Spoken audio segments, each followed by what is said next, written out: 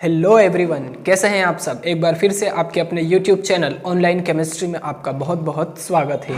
आज के वीडियो में हम पढ़ने जा रहे हैं फ्रेऑन या CFC बनाने की विधि, गुण और उपयोग के बारे में। ठीक है, जो कि आपके बोर्ड एग्जाम में शायद आ सकता है क्योंकि क्वेश्चन बैंक में ये क्वेश्चन दिया हुआ है। ठीक है, तो क्वेश्चन बैंक से रिलेटेड क्वेश्चन हम इस चैनल पर करेंगे। आप भी इस चैनल के साथ में बने रहिए। बहुत सारे क्वेश्चंस जो क्वेश्चन बैंक में हैं वो मैं आपको करवाऊंगा। बहुत ही आसानी से, बहुत ही इजी तरीके से आप समझ जाएंगे। ठीक है, सभी के सभी क्वेश्चंस जो क्वेश्चन बैंक में है। चलिए, तो सबसे पहले हम देख लेते हैं फ्रेऑन बनाने की विधि, किस प्रकार से फ्रेऑन का निर्माण किया जाता है। एंटीमनी पेंटाक्लोराइड की उपस्थिति में कार्बन टेट्राक्लोराइड की क्रिया एंटीमनी ट्राइफ्लोराइड के साथ करते हैं तो डाइक्लोरो डाइफ्लोरोमेथेन बनता है। और डाइक्लोरो डाइफ्लोरोमेथेन को ही क्या कहा जाता है, CFC या फ्रेऑन कहा जाता है ना। CFC के नाम से भी इसको जाना जाता है, डाइक्लोरो डाइफ्लोरोमेथेन को, या फिर इसे फ्रेऑन के नाम से भी जाना जाता है। ठीक है, दो नाम है इसके, CFC या फ्रेऑन।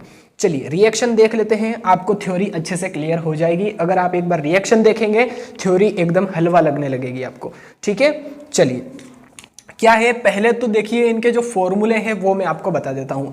एंटीमनी पेंटाक्लोराइड, अब एंटीमनी यानी कि Sb, ठीक है, Sb यानी कि एंटीमनी होता है।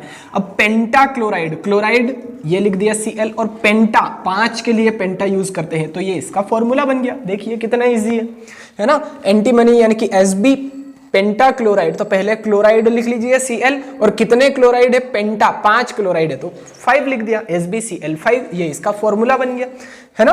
अब कार्बन टेट्राक्लोराइड, तो कार्बन ये लिख दिया, कितने क्लोराइड लिखा है तो ये क्लोराइड लिख दिया, और कितने क्लोराइड है, टेट्रा, टेट्रा यानी कि 4।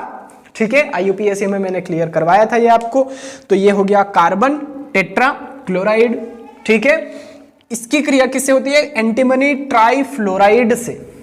एंटीमनी ट्राइफ्लोराइड, देखिए एंटीमनी यानी कि Sb फ्लोराइड, तो ये लिख दिया F, और ट्राई यानी कि 3 है ना, ट्राई यानी कि 3, टेट्रा यानी कि 4, और पेंटा यानी कि 5। ठीक है, क्लियर हो गया सभी को, है ना।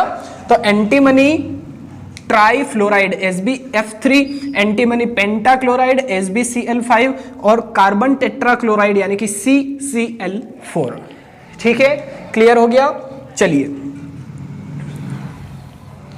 अब क्या होगा देख लेते हैं रिएक्शन इसकी। एंटीमनी पेंटाक्लोराइड की उपस्थिति में कार्बन टेट्राक्लोराइड की क्रिया एंटीमनी ट्राइफ्लोराइड के साथ करते हैं। देखिए एंटीमनी ट्राइफ्लोराइड ये रहा, कार्बन टेट्राक्लोराइड ये रहा, तो इन दोनों की क्रिया होगी किसकी प्रेजेंस में, SbCl5 की प्रेजेंस में, है ना। एंटीमनी पेंटाक्लोराइड की उपस्थिति में कार्बन टेट्राक्लोराइड की क्रिया, कार्बन टेट्राक्लोराइड की क्रिया एंटीमनी ट्राइफ्लोराइड, एंटीमनी ट्राई 3 यानी कि ट्राई, और फ्लोराइड, एंटीमनी ट्राइफ्लोराइड के साथ करते हैं तो डाइक्लोरो डाइफ्लोरोमेथेन बनता है।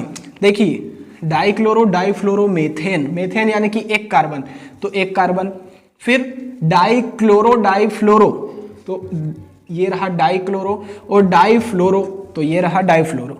ठीक है, बन गया डाइक्लोरो डाइफ्लोरोमेथेन, एक कार्बन के लिए मेथ एन, है ना, मेथेन। चलिए अब इसको बैलेंस कर देते हैं, यहां पर 3, यहां पर 2। ठीक है, ध्यान से देखिएगा, 3 times CCl4 and 2 times SbF3 लेना है हमें, और SbCl5 की प्रेजेंस में गर्म करते हैं, अभी क्रिया करवाई जाती है इनमें, तो क्या बनता है, CCl2F2 बनता है, यानी कि डाइक्लोरो डाइफ्लोरोमेथेन बनता है। ये इसका IUPAC नाम है।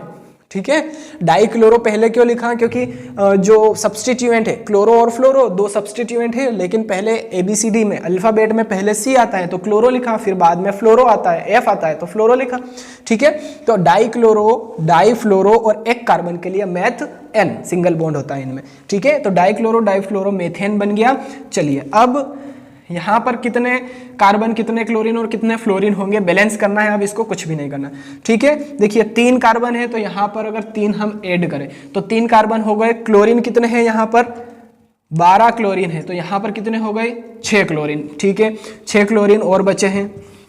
अब फ्लोरीन कितने हैं, यहाँ पर भी 6 हैं, फ्लोरीन यहाँ पर 6 है, यानी कि फ्लोरीन का काम खत्म हो गया। चलिए अब Sb बचे हैं, कितने Sb बचे हैं 2 Sb, तो 2 लिखा Sb। अब क्लोरीन 6 बचे थे, तो यहाँ पर Cl2 अगर हम लिख दे तो क्लोरीन भी देखिए 6 हो जाएंगे, Sb2 है तो Sb2, क्लोरीन 6 है, यहाँ पर भी क्लोरीन 6। इस प्रकार से ये इक्वेशन भी बैलेंस हो गई।